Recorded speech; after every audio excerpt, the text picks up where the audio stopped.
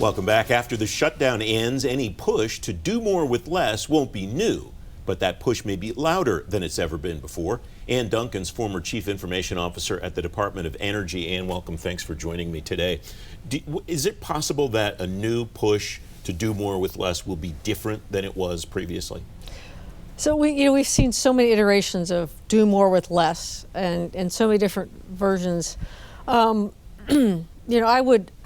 I would hope that maybe the administration would take this opportunity as a pause to think about what worked well so far and what hasn't worked well.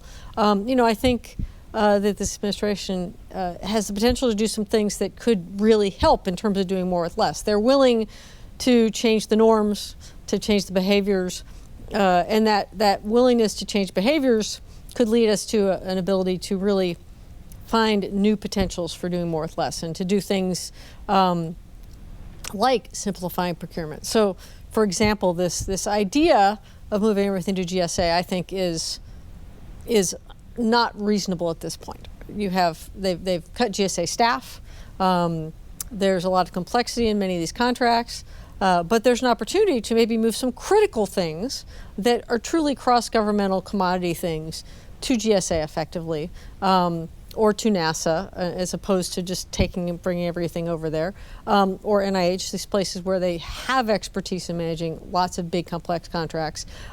So I think maybe if you take this push that's been, let's do it all, let's change everything, and really narrow it down to things that they can pay attention to, I think you potentially could get some real wins by being more focused. And so if someone has taken an opportunity to sort of take the shutdown to be thoughtful, maybe we could see some change there. What are the focus areas that you think have the potential to be the most successful, Ann? I think it's commodities. If you look at, for example, your email and your file sharing and your telecom, right? We already have standardized telecom contracts, but then we force the individual departments and agencies to do a lot of the work to actually make that happen. And I'm not talking about like buying lines. Obviously, they need to buy their own lines, but more of the contract work could be done at GSA as opposed to, here's a new contract, go move to it. So those types of real commodity things could really benefit from government-wide procurement in a meaningful way, where there's not just we issue a big contract, but we give you a lot more support to get you on those contract vehicles.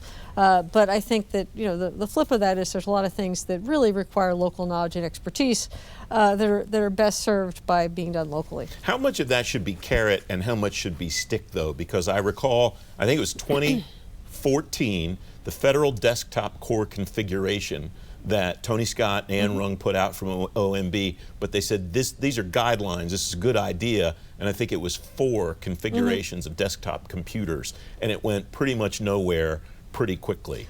That's the kind of thing it sounds like you're talking about. What would make it stick, do you think? Well, that's a blast from the past of 2014.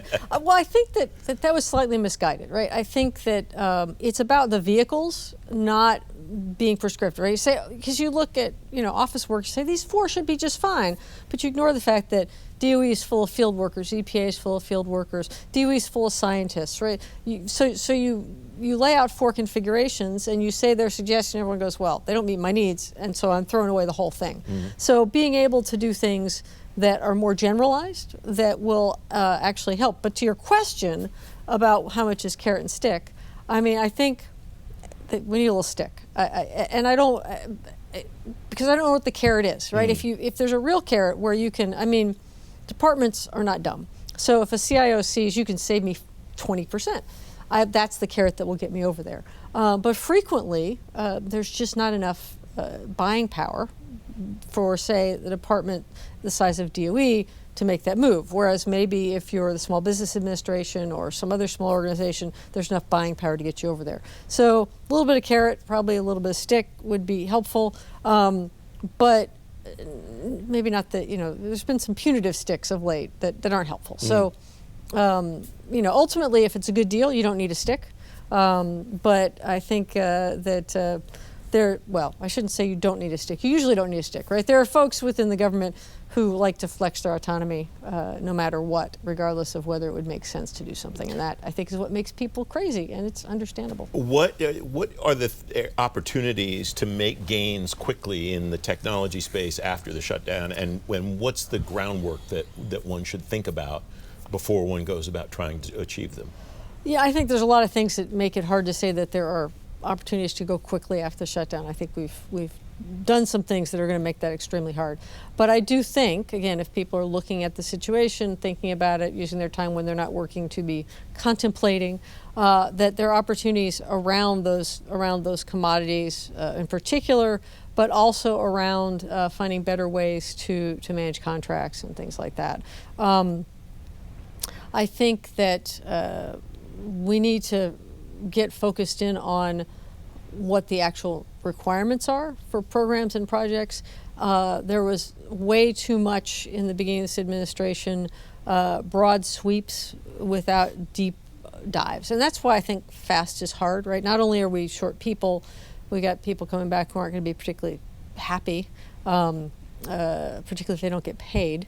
And then we've just sort of done these broad brushstrokes. And what will really make a difference is to stop and to think and to do analysis and then figure out how to leverage the power that this administration is willing to apply to do the right thing and to find opportunities to save money, to consolidate, to write better contracts, things like that. We have about a minute left. What will you watch in the next 6 months or year to see whether agencies have leveraged the opportunities that you've described today? I mean, I think the big question is are they in fact able, just talking about procurement, able to issue contracts? And are they using vehicles that let them get there faster? And I think that that's more important than ever because these teams have a lot fewer people than they had. For example, my team at DOE is 42% of where they were when I left, and they were already understaffed. So if you want to get something solved, you're going to have to find ways to leverage other people's resources, to leverage vehicles that let you go fast. So that's going to be the key, is if you see these contracts being let and renegotiated as opposed to just being extended and extended and extended, that's the key that someone has learned something and been able to add value. And it's great to have you on the program. Thank you very much. It's always great to be here, Francis. You can read more on today's show page at fedgovtoday.com. FedGov Today continues in a moment.